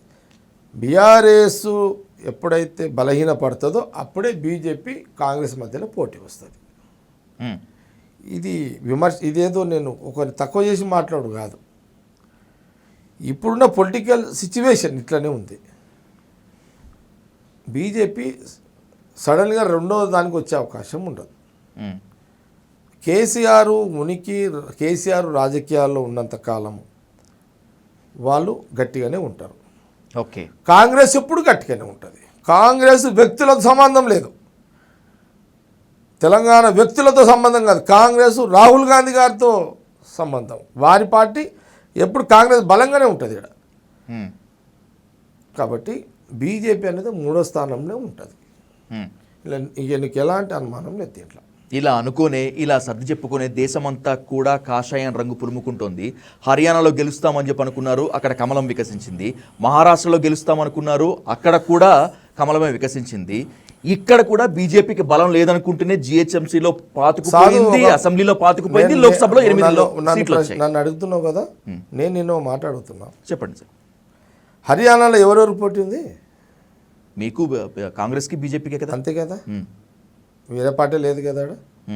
ఇద్దరిట్లో ఒకరు రావాలి కదా. అవును, మేము వచ్చేది ఉండి వాళ్ళు వచ్చారు. కానీ ఎగ్జిట్ పోల్స్ మొత్తం మీ వైపే ఉన్నాయి కదా, మీ వైపే చెప్పాయి కదా. చెప్పదు, వ్యూహాలు ప్రతి వ్యూహాలు. సంగారెడ్డి రాష్ట్ర మంత్రి జగ్గారెడ్డి గెలుస్తాడు అన్నాక ఎందుకు ఓడిపోయింది? వ్యూహమే కదా, అపోజిషన్ వ్యూహమే. మీ అలసత్వం కూడా వ్యూహం, అది కూడా కావచ్చు. అలసత్వమే వ్యూహంలో వాడు ఉపయోగించవచ్చు. అక్కడ కూడా అంతే, వ్యూహాలే కదా. అక్కడ పోటీ నడుస్తున్నది. హర్యానాలో 2 రాష్ట్రాల మధ్యలో నడుస్తుంది. వాళ్ళు ఇప్పుడు మేము వస్తామను అనే దాంట్లో మేము ఉన్నాము, రావాలి అనే దాంట్లో వాళ్ళు ఉన్నారు. అందుకే వాళ్ళు కొంత వ్యూహం సక్సెస్ అయింది. మేము వస్తామనే దగ్గర మా వ్యూహాలు కొన్ని పనిచేయలేము, మా వ్యూహాలు మేము ఉపయోగించలేము, వాళ్ళు ఉపయోగించారు. శత్రువు గట్టిగా ఉంటాడు కదా, అట్లా అవుతుంది అంతే. కానీ దేశం మొత్తంలో ఎటు చూసినా బీజేపీ కాంగ్రెస్కే ఉంటుంది. కానీ రాష్ట్రానికి, మన తెలంగాణ రాష్ట్రానికి వచ్చేసరికి కాంగ్రెస్ బీఆర్ఎస్ఏ ఉంటుంది ఇక్కడ. కానీ ఇప్పుడు బీఆర్ఎస్ కాస్త వీక్ అయినట్టుగా కనిపిస్తుంది, కాంగ్రెస్ బీఆర్ఎస్కే ఉంటుంది ఇక్కడ. ఓకే, తెలంగాణకి వద్దాం. తెలంగాణ బీఆర్ఎస్ కాస్త వీక్ అయినట్టుగా కనిపిస్తోంది, ఎందుకంటే కేసీఆర్ వస్తారో రారో అన్నటువంటి పరిస్థితి. ఇప్పుడు బీఆర్ఎస్ బ్యాక్ స్టెప్ వేస్తున్నప్పుడు బీజేపీ ఆ స్థానాన్ని ఆక్రమించే ఛాన్స్ ఉండదా? బీజేపీలో జనం మధ్యలోకి వచ్చి అట్రాక్షన్ చేసే ఒక లీడర్షిప్ బీజేపీలో లేదు. ఎందుకు? రఘునందన్ రావు అని చెప్పి అంటున్నారు, అరవింద్ అంటున్నారు, ఈటల్ అంటున్నారు, నాకేం తక్కువ అని చెప్పి కిషన్ రెడ్డి అంటున్నారు, నేను కూడా నేతనని చెప్పి బండి సంజయ్ అంటున్నారు. నేనేమంటున్నాంటే సాధు, కిషన్ రెడ్డి మంచోడు, పద్ధతి గల్లోడు, బండి సంజయ్ కూడా మంచోడు, యువకుడు, అతను కూడా ఒక స్టైల్ పెట్టుకున్నాడు. మిగతా లీడర్లది నేను ఎందుకంటే ఆ టైప్ ఇంకా స్టేట్ లీడర్స్గా రాలే వాళ్ళు, ఎమర్జ్ అవ్వలేదు, ఎలివేట్ అవ్వలేదు. కాలే వాళ్ళు. కొంత బండి సంజయ్ కొంత మాట మిమ్మల్ని కనెక్ట్ అయ్యింది, మిమ్మల్ని అట్రాక్ట్ చేసుకున్నాడు మీడియాని.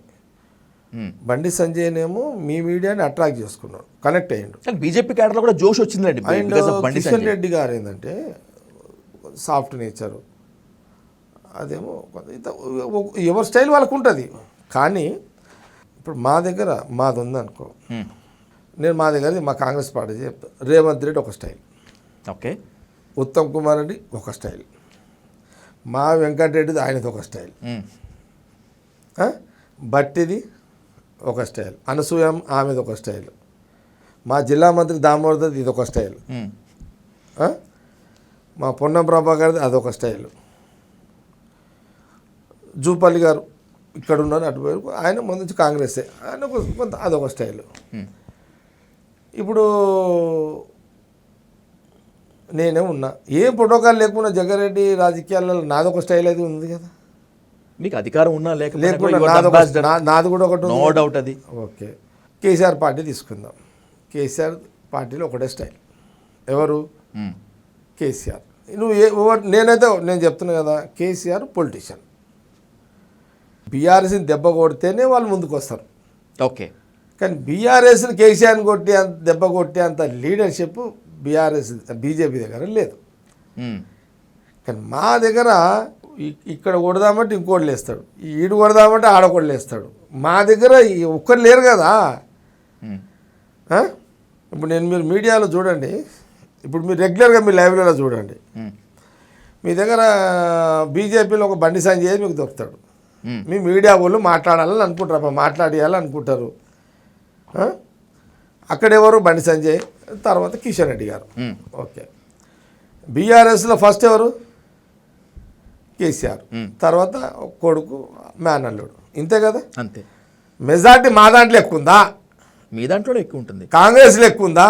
స్టార్స్ ఈడున్నారా ఆడున్నారా? మీరు చెప్పండి. స్టార్స్ కదలే కానీ జగ్గారెడ్డి గారు, మీ కాంగ్రెస్ పార్టీలో ప్రతి ఒక్కళ్ళు ముఖ్యమంత్రినండి. పేరుకు మాత్రమే రేవంత్ రెడ్డి ముఖ్యమంత్రి గారు, మరి అది తప్పు. మిగతా వాళ్ళంతా కూడా సీఎంఏ కదా. ముఖ్యమంత్రి పేరుకు కాదు, ఆయన ముఖ్యమంత్రే. ఆయన ముఖ్యమంత్రి అయిన కాంచి ఆయన నిర్ణయానుసారమే గవర్నమెంట్ నడుస్తుంది. ఇక్కడ ఇంటికి పెద్ద మనిషి ఢిల్లీలో ఉంటారు కాబట్టి అది సహజంగా ఎవరైనా చేయాల్సిన పని చెప్పాల్సిన పని చెప్తాడు, ఆయన పని ఆయన చేస్తుంటాడు. కానీ ఈడేంటిది ఇప్పుడు రేవంత్ ముఖ్యమంత్రి, ఓకే ఆయన ముఖ్యమంత్రి. ఇప్పుడు నేను వ్యక్తుల పేర్లే చెప్తున్నా మీకు. ఒక రేవంత్ రెడ్డి, ఇప్పుడు ఆయన ఒక్కరిని కొడితే చాలనుకుంటే మరి అక్కడ వెంకటరెడ్డి ఉంటాడు, ఈయన ఒక్కరిని కొట్టు చాలనుకుంటే ఆడ మా ఉత్తమ్ కుమార్ రెడ్డి ఉంటాడు. అచ్చా ఎప్పుడు మాట్లాడాడు జానారెడ్డి సభలు వేస్తాడు. ఆయన కూడా మీ మీడియా జానారెడ్డి గారు రాగానే ఎందుకు ఎంబడబడతారు? మా జీవన్ రెడ్డి గారు అడుగు, శ్రీధర్ బాబు మా minister, industrial minister Sridhar Babu ఆ జిల్లాలో ఆయనది ఒక స్టైల్ కదా, వాళ్ళ ఫాదర్ కాలం నుంచి కూడా. అవును, శ్రీధర్ బాబు గారు కూడా, శ్రీపతిరావు గారి కాలం నుంచి కూడా, శ్రీపతిరావు కాలం నుంచి కూడా శ్రీధర్ బాబు టాప్ సిస్టంలో ఉన్నాడు. ఆయన కూడా శ్రీధర్ బాబు, అక్కడ జీవన్ రెడ్డి గారు. ఏమేమో కష్టకాలంలో ఆ జిల్లాలో ఆదిలాబాద్లో ఏది మంచిర్యాలలో ఎవరు ప్రేమ్ సాగర్ ఎప్పటి నుంచి వస్తారు, సర్రమని వచ్చేస్తారు ఫీల్డ్కి వీళ్ళంతా. నేను ఇంకో పేర్లు నాకు కొన్ని యాదకి వస్తలేవు, నేను లిస్టు చదివితే మీ ఛానల్లో కష్టం. అంటే నేను చెప్తున్నా, అంటే అసలు కాంగ్రెస్లో ఒకటి కొడదామంటే ఇంకో 10 మంది లేచి కూర్చుంటారు ఇక్కడ అపోజిషన్ వాడు. మా ఇంటర్నల్ 1,00,000 ఉంటాయేమో, మేమేమో అనుకుంటామేమో, కానీ రేవంత్ రెడ్డి మీద వాడు తూకుంటామా? బీజేపీ వాళ్ళు వచ్చి బీఆర్ఎస్లో వచ్చి రేవంత్ రెడ్డి ముఖ్యమంత్రి మీద పడితే ఊకోము. ఏ పార్టీ వచ్చినా తాట తీసేస్తాం అంతే. మా ఇంటి వ్యవహారం వేరు, అన్నదమ్ముల మధ్యలో 1,00,000 ఉంటాయి. కానీ అన్నదమ్ములను డివైడ్ చేసి కొడదామని అపోజిషన్ చేస్తే తిప్పి కొడతాం మేము మళ్ళా. దాంట్లో ఏమి తేడా ఉండదు కాంగ్రెస్ లీడర్షిప్లో. కాబట్టి కాంగ్రెస్ తెలంగాణ రాజకీయ వ్యవస్థలో కాంగ్రెస్ లీడర్షిప్పే బలంగా ఉన్నది. ఇక్కడ మేము అపోజిషన్ తట్టుకోగలుగుతాం. నువ్వు చూస్తున్నావు కదా, తట్టుకుంటారు వీళ్ళు అపోజిషన్ వాళ్ళు. ఆ రేవంత్ రెడ్డి ముఖ్యమంత్రి ఎడుతుంటే వీళ్ళకి ఏమనాలో కూడా తెలుస్తలేదు వీళ్ళకి. నేను చాలాసార్లు అన్నా, ఆయన గోకుడు ఎందుకు మీరు దాన్ని తిట్లు అనుడు ఎందుకు అని ఆయన అని చెప్పిన. నేను చెప్తే కదా కేటీఆర్ కూడా హరీష్ కూడా అన్న రేవంత్ రెడ్డిని గీకుడు ఎందుకు గీకి తనిపించుకుడు ఎందుకు అని కూడా చెప్పాను నేను మీకు. తట్టుకోలేరు మీరు. కాబట్టి నేనేమంటున్నా అంటే కాంగ్రెస్ లీడర్షిప్ ఒక మర్రి చెట్టు లాంటి ఒక వ్యవస్థ తెలంగాణ రాజకీయాల్లో ఉంది. మేము పవర్ లేకున్నా పవర్లున్నా ఈ చెట్టు ఈ మొద్దు మర్రి చెట్టు మొద్దు ఎంత గట్టిగా ఉంటుంది అలాంటి యొక్క లీడర్షిప్ కాంగ్రెస్ పార్టీ తెలంగాణ పాలిటిక్స్లో ఉన్నది. ఎక్కడ కూడా దీనికి ఇబ్బంది లేదు. కాబట్టి వాళ్ళిద్దరు డిసైడ్ చేసుకోవాలి. ఈయన కొడితే ఆయన వస్తాడు, ఆయన కొట్టుకుంటే పోతే ఆయన ఆడుంటాడు. కానీ వాళ్ళిద్దరు డిసైడ్ చేసుకోవాలి. కానీ వాళ్ళిద్దరూ డిసైడ్ చేసుకోవాలి. కానీ మాతోటి వాళ్ళకు తట్టుకోలేరు వాళ్ళు. కాబట్టి తెలంగాణ రాజకీయాలు కాంగ్రెస్ ఎప్పుడు నంబర్ 1 ఉంటుంది. సరే ఈ 4 ఏళ్ళు ఆయన ముఖ్యమంత్రి ఉంటాడు, ఇంకా 5 ఏళ్ళు ముఖ్యమంత్రి ఈయన ఉండాలని ట్రై చేస్తాడు రేవంత్ రెడ్డి, ఉత్తమ్ కుమార్ రెడ్డి నేను రావాలని ట్రై చేస్తాడు, ఇంకా చాలామంది ట్రై చేస్తారు. రేవంత్ రెడ్డిని మార్చే ప్రయత్నం కానీ ఆలోచన కానీ కాంగ్రెస్ హైకమాండ్లో ఉందా? లేదు, అది అంతా తప్పుడు ప్రచారం. మార్చాలని స్థానిక నేతలు కొంతమంది రాంగ్ అది. ఇప్పుడున్న సిచ్యువేషన్లో ఢిల్లీకి పోయి రేవంత్ రెడ్డిని మార్చాలని చర్చ లేదు. ఆ ఆలోచన ఎవరు చేస్తలేరు, ఎవరు చెయ్యరు. ఎవరి పనుల మీద వాళ్ళు ఫీల్డ్లో పనిచేస్తున్నారు. రేవంత్ రెడ్డికి అగైనెస్ట్గా ఎట్టి పరిస్థితుల్లో నువ్వు మాట్లాడొద్దు అని ఆర్డర్ వేసినా ప్రేమపూర్వకంగా చెప్పినా రాహుల్ గాంధీ మీకు చెప్పారు.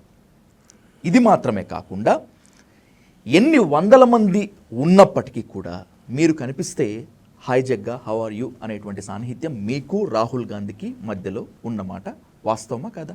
మీరు టీవీలలో చూసారు కదా, అదే నిజం. నేను కూడా స్వయంగా చూసారు కదా, అది నిజం. అది ఎలా సాధ్యమైంది అసలు మీకు రాహుల్ గాంధీకి మధ్య కాంగ్రెస్ హైకమాండ్కి మీకు మధ్యలో అంత సాన్నిహిత్యము ఎలా సాధ్యమైంది? అంటే రాహుల్ గాంధీ గారు 2.5 సంవత్సరాల క్రితము మాణిక్ ఠాకూర్ గారు ఇచ్చిన రిపోర్టులో ఒక జగ్గారెడ్డిని కొంత మనం మాట్లాడాలి, ఓపెన్గా ధైర్యంగా మాట్లాడతాడు, మనసులో ఏం పెట్టుకోడు, ఓపెన్గా ఉంటాడు, మంచి మనిషి, పద్ధతి గల్లోడు అని ఆయనకి ఇచ్చిన రిపోర్ట్లో భాగమే నన్ను పిలిచి రాహుల్ గాంధీ గారు చెప్పారు. అక్కడ మొదలైంది. ఆ జగ్గారెడ్డి అంటే కొంత ఎమోషన్స్ ఉంటాయి ఆయనకు, కొంత దానికి కనెక్ట్ అవుతాడు.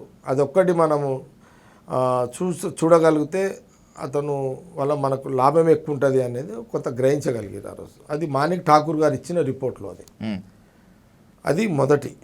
ఆ రోజు అందరూ 5 నిమిషాలు మాట్లాడి నేను ఒక్కని 15 మినిట్స్ మాట్లాడినా. కానీ ఆ 15 నిమిషాలు ఒక్క మాట రేవంత్ రెడ్డి గురించి మాట్లాడలేదు నేను.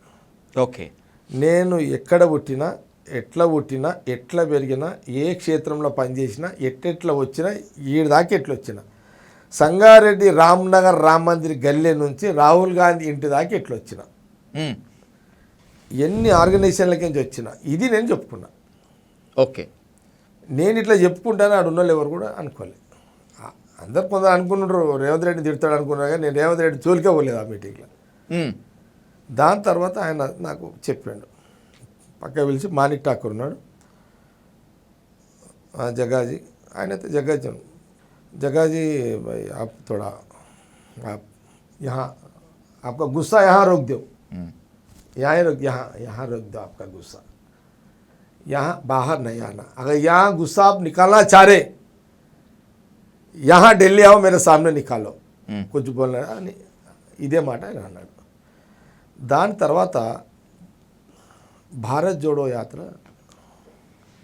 కనెక్ట్ అయ్యాను ఆర్గనైజేషన్కి. ఓకే, ఆయన రాత్రి వచ్చి బస చేసిన కాడ నుంచి మొదలుకుంటే ఆ వాతావరణం అక్కడ ఆయన పడంచేరు సంగారెడ్డి బార్డర్లో ఆ వాతావరణం అక్కడైతే అట్మాస్ఫియర్ ఉందో ఆ ప్రాంతం అంతా, నివసించే ప్రాంతం అంతా ఏర్పాట్లు, లైటింగ్ ఏర్పాట్లు కానీ కొంత అక్కడి నుంచి నా యాక్టివిటీ ఆ రాత్రి అంతా నిద్ర కూడా పోలేడంట ఆయన. ఆడ వాయిద్యాలు, పటాకులు ఇవన్నీ కాల్చుడు. కానీ ఇవన్నీ అబ్జర్వ్ చేస్తున్నట్టు నాకు లేదు మైండ్లో. ఓకే, ఆయన రాత్రి 12 గంటలకి 10:30-11 గంటలకి ఏమో వచ్చారు, లోపలికి వెళ్ళిపోయారు. ఆ ప్రాంతం అంతా చూసుకున్న తర్వాత అక్కడ నుంచి మొదలైంది అబ్జర్వేషన్ జగ్గారెడ్డి మీద. ఉదయము ఆయన 5:30కు రోడ్డు మీదకి వచ్చే లోపలనే దాదాపు ఒక 20,000 మంది అక్కడ ఉన్నారు. నా కాన్స్టిట్యూన్సీ సంబంధించిన కార్యకర్తలు పబ్లిక్ అక్కడ ఉన్నారు. వాళ్ళందరినీ ఏం చేసిందంటే ఆ రాత్రి ముందే ఆ చుట్టుపక్కల 1-2 కిలోమీటర్ల దూరంలో గింట్లు వేసేసి భోజనాలు ఏర్పాటు చేసుకొని అక్కడనే బస చేసినాం అందరం.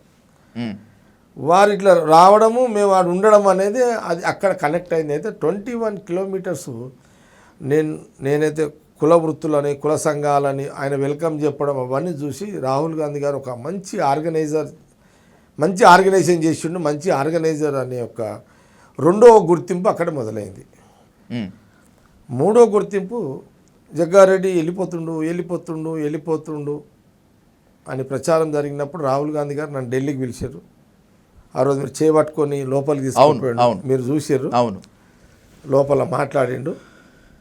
ఏం మాట్లాడిండో చెప్పను, నేను చెప్పినా మీకు చెప్పను.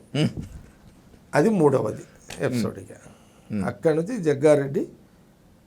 జగ్గారెడ్డిగానే ఆయనకు అట్లా అదైతే అట్లా ఉండిపోయింది. రాహుల్ గాంధీకి మీరు అత్యంత సన్నిహితుడిగా పేరు తెచ్చుకున్నారు, ముద్ర వేయించుకున్నారు. ఇది మీకు వరమా శాపమా? వరమే. అది మనస్ఫూర్తిగా చెప్పండి. 100% వరం. ఎందుకంటే ప్రధానమంత్రులు దిగిపోతారు, ప్రధానమంత్రులను మర్చిపోతాం, ఆ వ్యక్తులను మర్చిపోతాం. రాహుల్ గాంధీ గారు అధికారానికి అతీతం, దూరం అన్నమాట. అధికారం లేకున్నా ఆయన ఒక రాజపాత్ర పోషిస్తున్నాడు. ఆయన అందరూ పోస్టులు ఎక్కి రాజపాత్ర పోషిస్తారు, ఆయన పదవి ఎక్కకుండా రాజు యొక్క పాత్ర పోషిస్తున్నాడు. ఆయన ఆ అవకాశము ఆ కుటుంబంకి ఆయనకి వస్తుంది, వేరేలకు రాదు. సపోజ్ ప్రధానమంత్రి మోడీ గారు ఉన్నారు, ఆయన ఇప్పుడు 3 సార్లు, ఇది 11వ సంవత్సరం. ఆయన ప్రధానమంత్రిగా ఉన్నంత కాలమే మోడీ గారు అంటారు. దిగిపోయిన క్షణం ఇంకో ప్రధానమంత్రి ఎక్కుతాడు, ఆ నుంచి మోడీ గారిని మర్చిపోతారు. కానీ రాహుల్ గాంధీ గారు ఈ దేశ రాజకీయాల్లో ఆయన వయసు 56, 57, 50 అటు ఇటు. ఆయన ఇంకో 40 ఏళ్ళు ఆరోగ్యంగా బతుకుతాడు. ఈ 40 ఏళ్ళు చరిత్రలో ఉంటాడు. 40 ఏళ్ళ తర్వాత అందరం పోవాల్సిందే, ఆయన నేను అందుకు ఏజ్ పరంగా పోవాల్సిందే వయసు రీత్యా. అంతే. దాని తర్వాత కూడా వాళ్ళు చరిత్రలో ఉంటారు. ఎట్లా? ఆ కుటుంబంకు ఉన్నటువంటి అవకాశం అలాంటిది, వాళ్ళ పుట్టుక అసలు ఆ కుటుంబం యొక్క పుట్టుక అట్లా ఉంది. నేనేం ఫీల్ అవుతా అంటే, నాకు ప్రధానమంత్రి దోస్త్ అయితే ఫీల్ గాను, నన్ను రాహుల్ గాంధీ గుర్తుపడుతున్నాడు కాబట్టి నేను హ్యాపీగా ఫీల్ అవుతా. నాకు ఈ పోస్టుల కంటే పెద్దది అది రాహుల్ గాంధీ దగ్గర గుర్తింపు. వరమని మీరు అనుకుంటున్నారు, శాపం అని చెప్పి నేను అంటాను. ఎలాగో నేను కూడా చెప్తాను. రాహుల్ గాంధీ మిమ్మల్ని ఎంతమందిలో ఉన్నా కూడా గుర్తుపడతారు, జగ్గాజీ అని ప్రేమగా పిలుస్తారు. రాహుల్ గాంధీకి అత్యంత సన్నిహితంగా ఉండేటువంటి జగ్గారెడ్డిని తీసుకొచ్చి ప్రాధాన్యం ఉన్న పోస్టులో కూర్చోబెడితే మనకే ఎసరొస్తుంది అనేటువంటి భయంతో మీకు తెలియకుండానే మిమ్మల్ని కాంగ్రెస్లో ఒంటరి చేసే ప్రయత్నాలు ఏమి జరగటం లేదా? ఇది శాపమో నేను అంటాను. లేదు, నేను పూర్తిగా దీన్ని ఖండిస్తున్నా. నాకు పోస్ట్ కంటే నాకు రాహుల్ గాంధీ గారి గుర్తింపే ముఖ్యమైన. ఎంతకాలం ఉంటుంది జగ్గారెడ్డి గారి గుర్తింపు? చాలు. నేనైతే ఇప్పుడు నా వయసు 58. నేను ఇంకొక 30 ఏళ్ళు తక్కువ ఇంకా 30 ఏళ్ళు రాజకీయంగా యాక్టివ్ ఉండాలని నా కోరిక. ఇంకా 30 ఇయర్స్ లాగాలి నేను హెల్తీగా, ఫిట్నెస్ తోటి. ఇంకా 30 ఏళ్ళు నేను రాజకీయం లాగాలి, పబ్లిక్లో ఉండాలి అనేది నా లైన్. పబ్లిక్ అంటే పోటీ చేయాలి, గెలవాలని కాదు, పబ్లిక్లో ఉండాలి అంతే. ఓ పండుగ కావచ్చు, ఓ పబ్బం కావచ్చు, ఒక ప్రజా సమస్య కావచ్చు, ఏదైనా కావచ్చు.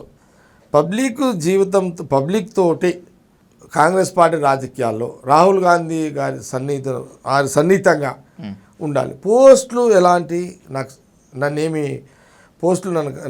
నన్ను బలహీనుని చేయను. పోస్ట్ కోసం బలహీనుడు జగ్గారెడ్డి కాడు, పోస్ట్ కోసము జగ్గారెడ్డి బలహీనుడు కాడు. జగ్గారెడ్డి ఏదైనా అవసరము, నిజంగా జగ్గారెడ్డి అవసరం అన్న రోజు మళ్ళీ వాళ్ళే పని అప్ప చెప్తారు నాకు. కాబట్టి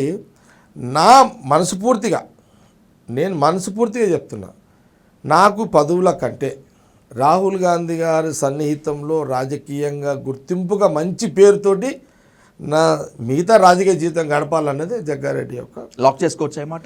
పక్కా లాక్ చేసుకోవచ్చు. రాబోయేటువంటి రోజుల్లో కూడా కేంద్రంలో మళ్ళీ బీజేపీ చక్రం తిప్పాలి అని జమిలి ఎన్నికల్ని ముందుకు తీసుకొస్తుంది. ఇటువంటి పరిస్థితుల నేపథ్యంలో రాహుల్ గాంధీ పీఎం అవుతాడో, కాంగ్రెస్ అధికారంలోకి వస్తుందో రాదో అన్నటువంటి సిచ్యువేషన్లో నాకు పోస్టుల కన్నా పదవుల కన్నా రాహుల్ గాంధీయే ముఖ్యమని చెప్తున్నారు. మళ్ళీ ఆలోచించుకొని చెప్పండి. ఖచ్చితంగా చెప్తున్నాను. పార్టీ అంటే పదవులకు సంబంధం అంటే ఈరోజు చెప్తున్నాను, జగ్గారెడ్డి కాదు, రాహుల్ గాంధీ గారు అంటే కాంగ్రెస్ పార్టీలో ప్రతి కార్యకర్త, ఎన్ఎస్ఏ కార్యకర్త నుంచి మొదలుకుంటే ప్రతి కార్యకర్త ఆయన ఎవరిని గుర్తుపట్టలేని స్టేజ్లో లేని వాళ్ళు అందరూ కూడా పిచ్చిగా ఆయన అభిమానించి పనిచేసే ఒక సిస్టమ్ కాంగ్రెస్ పార్టీలో ఉంది. అదే కాకుండా వాళ్ళ వంశం, సరే వంశంలో మహాత్మా గాంధీ యొక్క వారి నాయకత్వంలో నెహ్రూ, ఇందిరాగాంధీ గారు, రాజీవ్ గాంధీ, ఆ బ్లడ్ ఏదైతే ఉందో, వాళ్ళ సాక్రిఫై ఫ్యామిలీ ఏదైతే ఉందో, వాళ్ళ త్యాగాల దేశ ప్రజల మీద వాళ్ళు ఏదైతే చేసిర్రో, ఇవన్నీ కూడా మెజార్టీ పబ్లిక్ ఇప్పటి వరకు కూడా మర్చిపోరు. అనేక మంది ప్రధానమంత్రులు కావచ్చు ఈ దేశంలో, కానీ ఈ చరిత్రతో కూడుకున్న రాజకీయ వ్యవహారం యొక్క శైలి అది రాహుల్ గాంధీ గారి ఒక కుటుంబంకేనే ఉన్నది. ప్రధానమంత్రి మోడీ గారి గురించి ఏం చెప్తాము? ప్రధానమంత్రి అయిండు, మూడోసారి అయిండు, అయిపోయింది అంటాం. కానీ సిద్ధాంతపరంగా, త్యాగాల పరంగా అపోజిషన్ పార్టీలో కూడా నేను చెప్తా, ఎప్పుడైనా ప్రధానమంత్రి మోడీ పోస్ట్ దిగినాక మళ్ళీ ఉండడు, పేరు ఉండదు. కానీ చనిపోయిన అటల్ బిహారీ వాజ్పేయి, ఒక అద్వానీ ప్రధానమంత్రి కాకపోవచ్చు కానీ చరిత్రలో ఉంటాడు. అటల్ బిహారీ వాజ్పేయి ప్రధానమంత్రి పోస్టుతోటి నాయకుడు కాదు, ప్రధానమంత్రి లేకుండానే నాయకుడు. అవును. కానీ ఇక్కడ రాహుల్ గాంధీ గారు, సోనియా గాంధీ గారు, వాళ్ళ ఫ్యామిలీ ఒకటి కాదు, వందలు చెప్పవచ్చు. ఇక్కడ వ్యక్తులతోటే ఈ సంస్థ, అక్కడ వ్యక్తులు సంస్థ, వాళ్ళ సాక్రిఫై, వాళ్ళ ఫ్యామిలీ అట్లా వాళ్ళ పరిపాలనలో వాళ్ళు చచ్చిపోతామని తెలిసి కూడా వాళ్ళు కొన్ని నిర్ణయాలతో వాళ్ళు సావాల్సి వచ్చింది, బలిదానం అయిపోయారు. అది చరిత్ర కాదానికి వీల్లేదు. ఇప్పటికీ కూడా భారతదేశంలో ఒక మారుమూల గ్రామానికి ఏ రాష్ట్రంలో అన్నవో ఒక 70-75 ఏళ్ళ ఒక ముసలామె ఎవరన్నా పోయి కదిలిస్తే, ఒక స్లమ్లో పోయి కదిలిస్తే ఆమె ఒకటే చెప్తుంది, ఇది ఇందిరాగాంధీ ఒక ఎస్సీ బస్తీలోనో, ఒక బీసీ బస్తీలోనో, ఒక మైనార్టీ బస్తీలోనో పోయి ఇందిరమ్మ జాగా, ఇందిరమ్మ ఇల్లు అంటది. నేను అడుగుతున్నా, ఈరోజు సెంట్రల్లో బీజేపీ ఉంది, ఇది మోడీ జాగా, ఇది మోడీ ఇల్లు, ఇది కేసీఆర్ జాగా, ఇది కేసీఆర్ ఇల్లు, చెప్పండి. రాహుల్ ప్రధాని కావటం సంగతి తర్వాత కేంద్రం నుంచి రాష్ట్రాల వరకు కాంగ్రెస్ని ఖతం చేయాలి అనేటువంటిది బీజేపీ నినాదము, అదే లక్ష్యంతో పనిచేస్తోంది. సాధ్యమవుతుందా కల? కాదు. నేను కాంగ్రెస్ పార్టీ లీడర్గా, కార్యకర్తగా మాట్లాడతలేను, నేను జనరల్గా మాట్లాడుతున్నా. నా పార్టీ గురించి నేను గొప్పలు చెప్పుకుంటా నువ్వు అనుకోవచ్చు, కానీ ఈ భూమి మీదకించి కాంగ్రెస్ పార్టీని రాజకీయంగా లేకుండా చేయడం అనేది సాధ్యమైన పని కాదు బీజేపీకి. తెలంగాణలో ఎలాగైనా అధికారంలోకి రావాలనుకున్నటువంటి బీజేపీ కాంగ్రెస్కు చెక్ పెట్టి బీసీ సీఎం నినాదం ఎత్తుకుంది, బీసీ నినాదంతో ముందుకెళ్తుంది. అవుతుందా సక్సెస్? బీసీ వ్యక్తులే బీసీ నాయకులను కొందరిని నమ్మరు. ఓకే, ఎందుకు నమ్మరు అంటే కొందరు నాయకులను నమ్మరు. బీసీలో కొందరు నాయకులను బీసీ ప్రజలే నమ్మరు. ఆ బీసీ ప్రజలకు ఆ నాయకుడు పట్ల విశ్వత ఉంటేనే ఆ రాజయోగ్యం అక్కడ వస్తుంది. ఇంత పెద్ద బీసీ వ్యవస్థని నమ్మించే ఒక సిద్ధాంతంతో కూడుకున్న లీడర్ అక్కడ ఉండాలి కదా. ఒక బీసీ నాయకుడు వస్తున్నాడు, మన బీసీల గురించి ఏదో మాట్లాడుతున్నాడు, ఒకటికి అమ్మని అంటున్నారు, కానీ ఇతను అయిన తర్వాత మనకు నిలబడతాడా? అలాంటి జీన్స్ ఇతనికి ఉన్నాయా? అలాంటి పరివర్తనతో కూడుకున్న నాయకుడా? అలాంటి ఆలోచనలు ఇతనికి ఉన్నాయా? ఆ బీసీ ప్రజలు నమ్మించే విధంగా ఆ నాయకుడు ఉంటే అది సాధ్యం. కానీ ముందు బీసీ నాయకుల యొక్క విశ్వాసాన్ని మీరు తీసుకోండి, ఆ బీసీ ప్రజలు మిమ్మల్ని నమ్మేటట్టుగా మీరు ప్రవర్తించండి. కులాలతోటి కాదు, కులాల పేరున్న నాయకుడు. ఇప్పుడు చూడు, రెడ్డి అనేవాడు కులంతో లీడర్ కాడు. రెడ్డి అనేటోడు జేబులో 4 రూపాయలు ఉంటే ఇచ్చేస్తాం.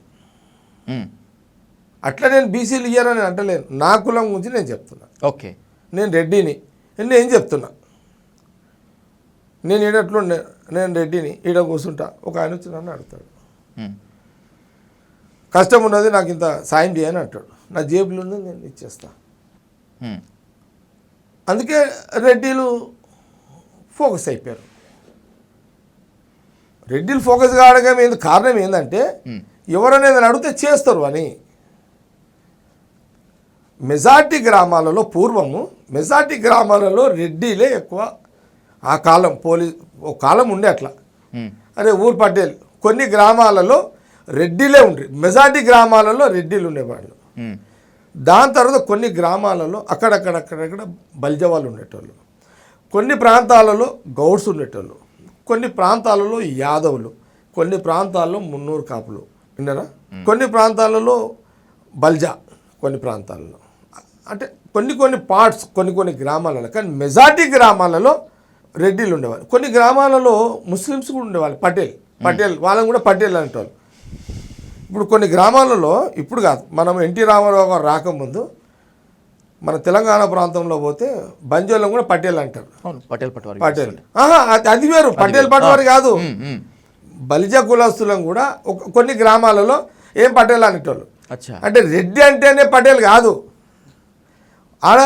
వాళ్ళ యొక్క ప్రవర్తన, ఆ ప్రవర్తనే అతన్ని పటేల్ చేసింది, ఆ ప్రవర్తనే అతన్ని దూరం చేసింది.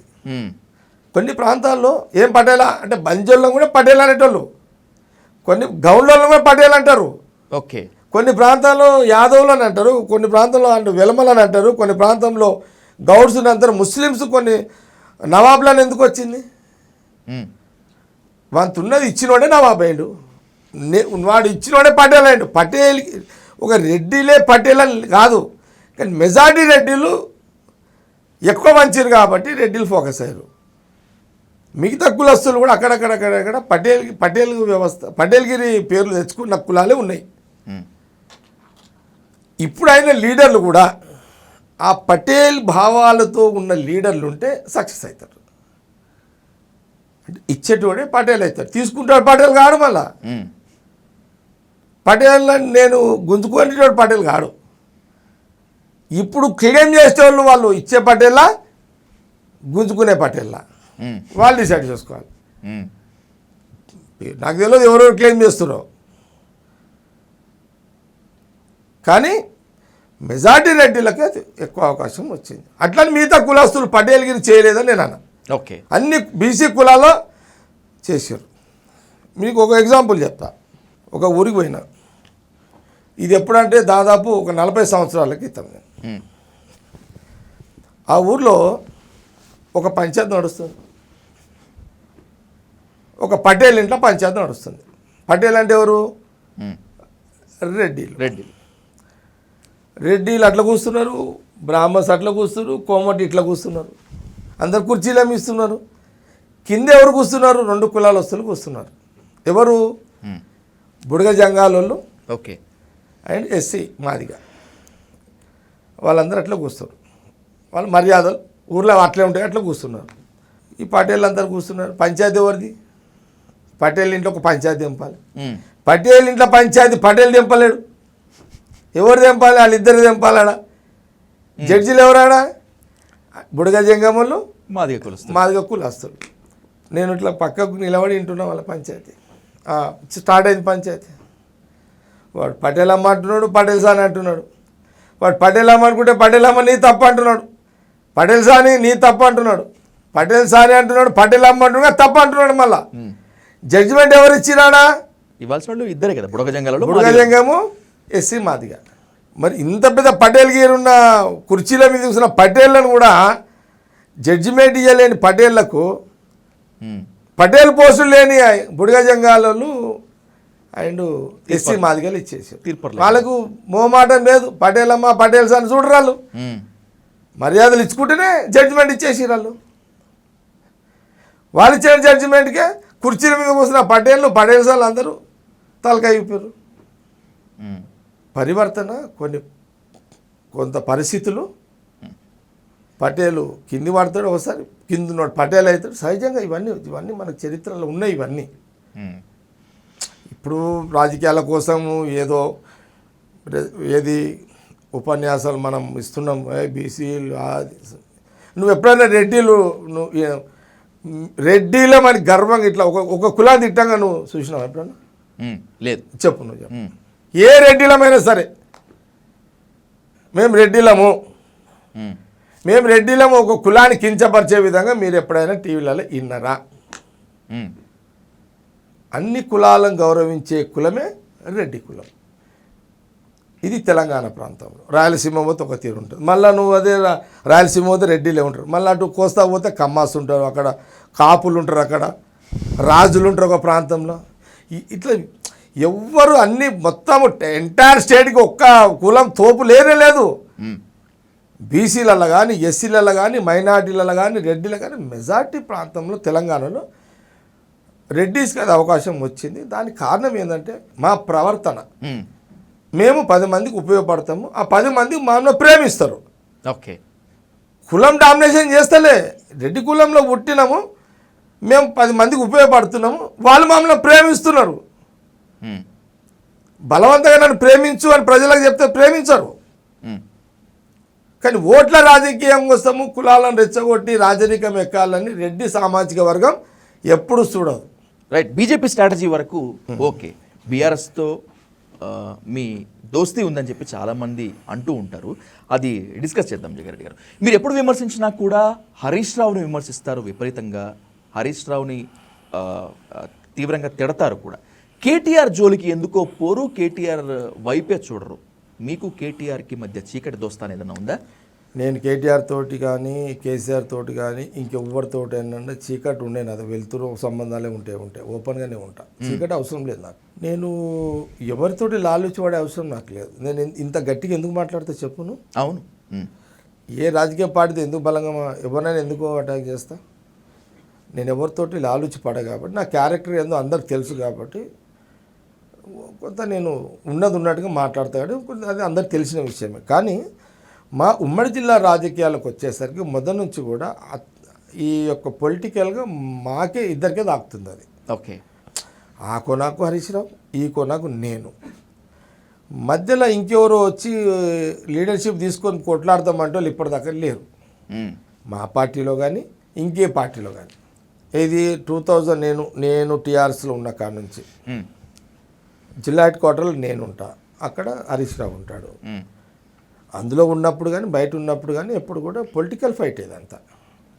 కేటీఆర్కి నాకు పొలిటికల్ ఫైట్ రాకపోవడం కారణం ఏంటంటే ఎక్కడ కూడా ఆయనకు నాకు ఫైట్ చేసుకునే సందర్భాలు రాలే పొలిటికల్గా. ఓకే, రాలే. హరీష్కు నాకు ఎప్పుడు జిల్లా రాజకీయాలలో ఫైట్ నడుస్తున్నది, అది స్టేట్కి వచ్చేస్తుంది, అది ఆటోమేటిక్గా. జగ్గారెడ్డి అనేసరికి అది స్టేట్కి వస్తుంది. కేసీఆర్ అల్లుడే కాబట్టి అది స్టేట్కే వస్తుంది. కేసీఆర్కి కేటీఆర్కి ఎప్పటికైనా ముప్పు హరీష్ రావే అని మీరు ఓపెన్ స్టేట్మెంట్ ఇచ్చారు. ఇచ్చిన హరీష్ యొక్క రియల్ ఫేస్ తెలిసి ఆ మాట అన్నారా, లేకపోతే కేసీఆర్ కేటీఆర్ మీద సాఫ్ట్ కార్నర్తో అన్నారా? లేదు, నేను కొంత గుణగణాల మీద కొంత మాట్లాడతా. కేటీఆర్ ప్యూర్ పొలిటీషియన్ టైప్ లేడు అనేది నా అభిప్రాయం. Okay, Harish Rao full politician. Politician అనే దగ్గర ఎత్తుగడలు ఉంటాయి అని నేను తప్పనా? రాజకీయంగా ఎవరిని ఎత్తుకోవడానికి ఉండాల్సిందే, లేకపోతే ఎట్లా శత్రువుని ఎట్లా సక్సెస్ అవుతాడు. అట్లని సొంత మానభావాలు అవుతారు, బావబామర్దులు అవుతారు. ఇప్పుడు ఆయనకు సీఎం కావాలని ఎప్పుడైనా మళ్ళీ మొన్నటిదాకా ఉండే కదా. అవును, వాళ్ళ ఆయన కుర్చీ దిగితే ఎగ్జామ్ అనే కొడుకుండే, మేనల్కుండే, వాళ్ళు వ్యూహాలు చేసుకుని ఏది మామూలే అదంతా. అపోజిషన్ పార్టీ కాబట్టి నేను కొంత సందర్భాల్లో నేను అటాక్ చేయాలి కాబట్టి నేను చేసిన. వాళ్ళ గుణగణాలను దృష్టిలో పెట్టుకొని మాట్లాడిందే కానీ, అంతేగాని వేరే ఏం లేదు నాకు కేటీఆర్ తోటి. ఎందుకంటే వాస్తవాన్ని కూడా కేటీఆర్ హరీష్కు నాకు మధ్య ఎప్పుడు కూడా ఫైటింగే నడుస్తుంది. మొదలు ఫైటింగ్ అంటే పొలిటికల్ ఫైటింగే, వేరేది ఏం లేదు. ఎప్పుడన్నా నేను కొంత టెంప్ట్ అయ్యి అప్పుడప్పుడు కొంత నేను ర్యాష్గా 2 సందర్భాలు మాట్లాడినా, మాట్లాడినా కూడా నేను కొంత ఫీల్ కూడా అయినా మళ్ళీ అది అంటే రాజకీయంగా నేను ఆయన తిట్టడం వేరు కానీ మళ్ళీ మనం కొంత లిమిట్స్ దాటి మాట్లాడొద్దు అనే దగ్గర నేను కొంత రియలైజ్ అవుతుంటే నేను కానీ నా వ్యూహం నాకు ఉంటుంది నేను ఆయన నమ్మ ఆయన నా నమ్మడు రాజకీయాలు అంతే కదా ఇక ఆయన గుణగణాలు నాకు తెలుసు నా గుణగణాలు ఆయనకు తెలుసు కంటే ఆ జిల్లాలో ఇద్దరం కలిసి ఒక ప్రయాణం చేసినాం కొన్ని సంవత్సరాలు కేటీఆర్ మధ్యలో సడన్గా వచ్చాడు కాబట్టి ఆయన గురించి మాకు పెద్దగా రాజకీయపరమైన సంబంధాలు ఇంకోటి ఏదో మాకు ఎక్కడ అటాచ్ కూడా కాలేదు కొట్లాడికే పొలిటికల్గా కాబట్టి ఆయనది మాకు ఆ మధ్య నేను మాట్లాడంటే మొన్న రేవంత్ రెడ్డి ముఖ్యమంత్రి విషయంలో చాలాసార్లు కేటీఆర్ అన్నా నేను 2-3 సార్లు కేటీఆర్ అనాల్సి వచ్చింది నేను ఫస్ట్ టైం అనుకుంటాను నేను అటాక్ చేసింది ఎందుకు ప్రతిసారి రేవంత్ రెడ్డి ముఖ్యమంత్రిని విమర్శిస్తున్నాడు కాబట్టి as a party Congress party వర్కర్గా నేను లీడర్గా నేను మా లీడర్షిప్ని మేము అన్నప్పుడు మేము అటాక్ చేయాల్సిందే కాబట్టి అంతే వేరేది ఏం లేదు కానీ కాంగ్రెస్ పార్టీ సెక్యులర్ పార్టీ వాళ్ళది సెక్యులర్ పార్టీ బీజేపీ మత రాజకీయాలు బీఆర్ఎస్కు బీజేపీని దగ్గర చేయటంలో బీజేపీకి బీఆర్ఎస్ను దగ్గర చేయటంలో అత్యంత కీలక పాత్ర పోషించిన వాడు హరీష్ ఇది ఫస్ట్ ఇన్ఫర్మేషన్ జగ్గారెడ్డి గారి దగ్గరే ఉంది అందుకే హరీష్ని ఆ స్థాయిలో విమర్శిస్తూ ఉంటాడు అని ఓ టాక్ నిజమేనా వీళ్ళందరికంటే బీజేపీ సిద్ధాంతము బీజేపీ ఏందో నాకు తెలుసు అవును నేను ఎందుకంటే ఆ క్షేత్రంలో పనిచేశారు కాబట్టి వచ్చినవారు కాబట్టి ఆ రోజులలో ఆ క్షేత్రం అప్పుడు ఆ సిద్ధాంతాల పార్టీలు ఎట్లుంటాయి ఎట్లా లేపుతారు ఎట్లా తొక్కేస్తారు తొక్కితే వాడు ఎక్కడ పోతాడు అసలు వాడు ఉంటాడా ఉండడా ఆడు కనబడడా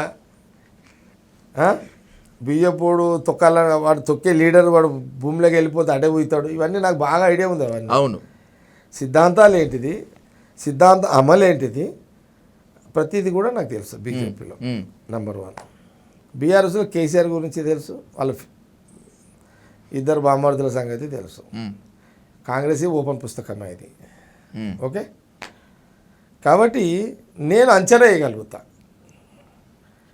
నాకున్న అడ్వాంటేజ్ ఏంటంటే నేను ఆర్ఎస్ఎస్ని అంచనా వేయగలుగుతా విశ్వ హిందూ పరిషత్ని రాజకీయ వ్యూహం అంచనా వేయగలుగుతా హిందూ వాహిని ఆ రాజకీయ వ్యూహం ఉంటుంది అంచనా వేయగలుగుతా బీజేపీది ఏముంటుంది అంచనా వేయగలుగుతా విద్యార్థి పరిషత్ ఏముంటుంది అంచనా వేయగలుగుతా బీఆర్ఎస్ పొలిటికల్ ఏముంటుంది అంచనా వేయగలుగుతా ఈ అన్ని క్షేత్రాల తో నాకు ఉన్నటువంటి ఆ సంబంధాలతో వచ్చినా కాబట్టి ప్రతి దానికి నా దగ్గర విరుగుడు ఉంటుంది మందు ఉంటుంది నాకు పొలిటికల్గా కాంగ్రెస్ అనేది ఓపెన్ పుస్తకం ఇదిగా ఓకే నాకు వాళ్ళ మీద ఉన్నంత